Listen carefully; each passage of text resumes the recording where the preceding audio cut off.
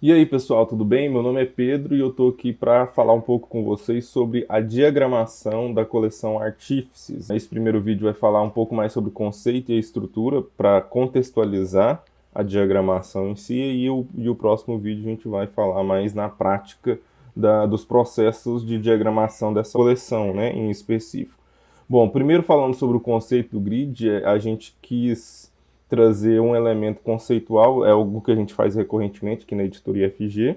Então a gente parte da própria marca do Instituto Federal para criar os grids das nossas obras. Então a gente geralmente usa esse grid modular, que ele é bem versátil para tudo que a gente tem que fazer aqui, baseado na marca. Então aqui a gente tem essa dupla de páginas, você pode ver o centro da página em azul aqui, baseado aí no logo do Instituto Federal. E aí a gente tem essas variações, nos cantos a gente não tem esse espaçamento, que é um espaçamento de 5 milímetros, e ele está bem ajustado para o formato, né? O formato desse livro é 15 por 21.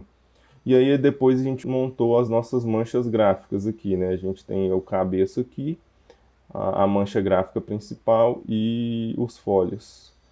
Tá? E aí, quando a gente vai no design, a gente tem, no próximo vídeo eu vou especificar melhor todas as páginas mestras e as páginas aqui, mas a gente tem aqui esse grid base aqui do projeto, então mostrando aqui os módulos e a parte das margens da mancha gráfica principal. Bom, o que acontece especificamente dessa obra? O grid modular, ele na verdade serviu de base para a gente estabelecer um grid de linha de base. Então, na verdade, no final das contas, para o uso e a diagramação normal do texto, a gente vai usar esse grid de linha de base, né? O que significa que todo o texto vai estar ancorado nessas linhas de base de toda a obra. Então, todos os estilos de parágrafo já estão programados para aderir a essa linha de base. Então, assim, a diagramação vai ser bem facilitada, porque esse processo já está automatizado nos estilos. Então, é mais só para a gente ter uma ideia aí de como é que isso vai funcionar na prática. Voltando aqui no Illustrator, eu quero mostrar um pouquinho da capa. Então, em primeiro lugar, mostrando aqui como que o grid está inserido nessa capa. Então, aqui a gente usa para a capa mais a modulação mesmo do grid.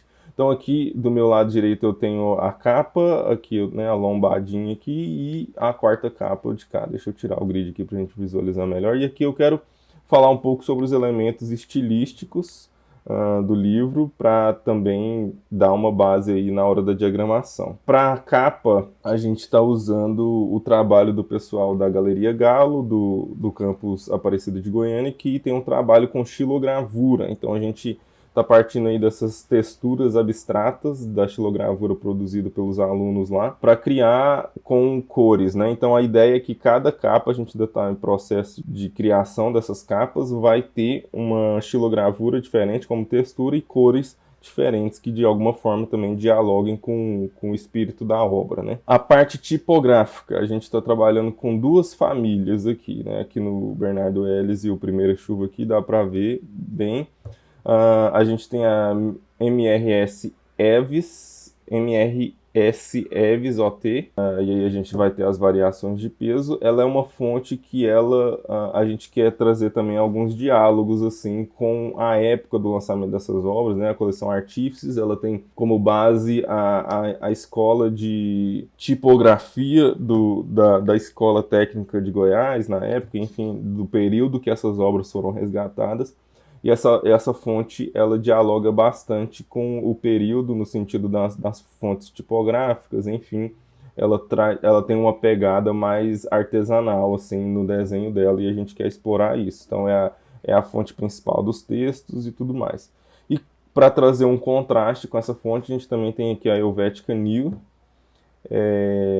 que é uma fonte que também vai resgatar o espírito artístico da época, né, do modernismo e tal. Foi a principal fonte das escolas de design do modernismo dos anos 50, 60, enfim, da época dessas obras. Então a gente quis trazer esse contraste entre o modernismo da época e esse processo mais artesanal da tipografia e tal.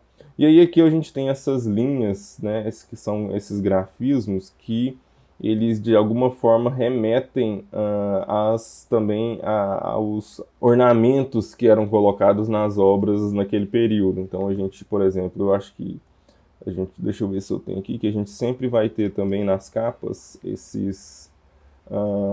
as capas antigas, né? Como falsa folha de rosto, a gente vai usar a capa original das obras. Então a gente teve bastante inspiração nessa capa aqui, ó, do Primeira Chuva do Bernardo Ellis, de usar essas linhas para poder trazer um elemento ornamental. Então essas linhas estão tanto na capa quanto nas páginas de seção. A gente tem aqui, por exemplo, na folha de rosto, né? A gente tem também os grafismos aqui, beleza? Bom, então essa foi a primeira parte do vídeo, uma explicação bem rápida aí sobre os conceitos e a estrutura, como é que vai funcionar o livro. A gente vai ver isso na prática, na diagramação, beleza?